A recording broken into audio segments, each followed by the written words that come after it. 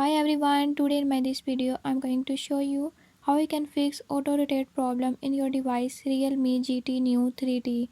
In this device Realme GT Neo 3T, if your auto rotate screen is not working, I'll tell you few tips and tricks that you can use to fix it. Before I start, if you are new to my channel, don't forget to subscribe and press bell icon. Watch complete video and learn how you can fix it. Let's